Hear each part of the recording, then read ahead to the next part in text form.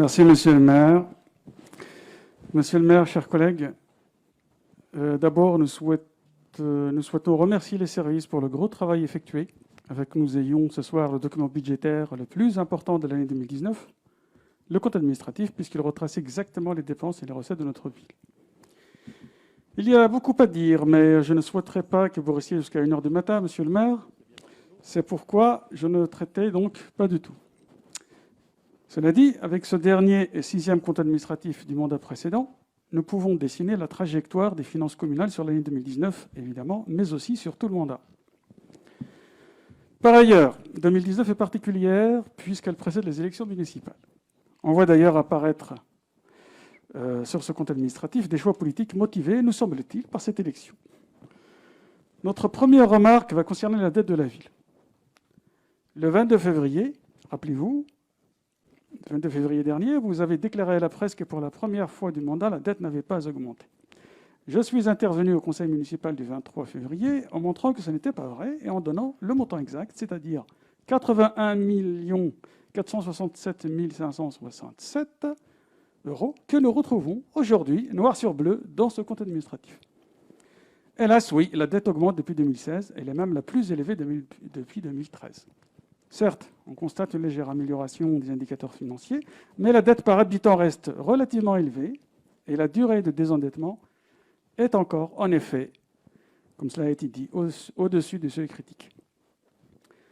Lorsque l'on regarde en détail ce compte administratif, on voit plus précisément vos choix politiques sur la mandature précédente, mais aussi sur 2019. Choix que nous n'approuvons évidemment pas, puisque manifestement nous ne partageons pas la même vision de la qualité de vie des Chalonnais. Ainsi, on constate par exemple que le budget de la culture est en constante diminution depuis 2013, cela aussi ça a été rappelé. Rappelons que la culture est indispensable au lien social. À l'inverse, encore un exemple, le budget sécurité est en constante augmentation pour dépasser les 4 millions d'euros en 2019.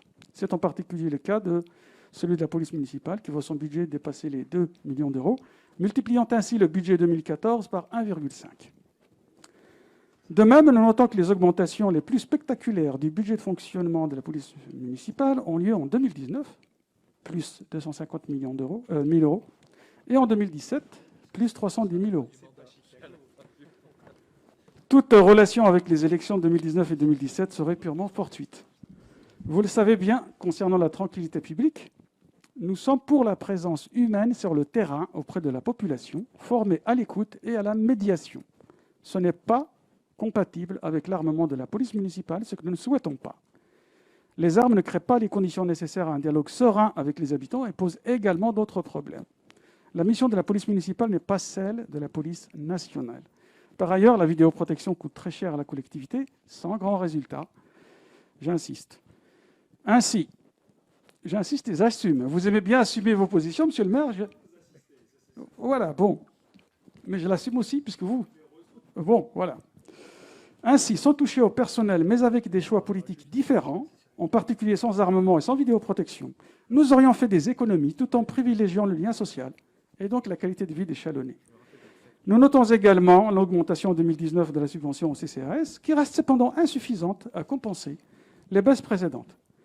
Les subventions aux associations dont vous avez pourtant fait l'éloge à plusieurs reprises, reconnaissant leur investissement dans notre ville, restent elles aussi insuffisantes. Pour terminer, l'écologie reste décidément le parent pauvre de votre politique. C'est en particulier le cas de l'environnement. En 2019, par exemple, on note 133 000 euros environ pour le budget de fonctionnement de l'environnement, malheureusement inclus dans aménagement, services urbains et urbanisme. C'est 1,2% du fonctionnement de ce dernier. C'est toute la considération que vous portez pour l'environnement. Quant à l'investissement dans l'environnement, c'est autour de 23 000 euros. Enfin, les dépenses d'énergie, chauffage notamment, sont élevées.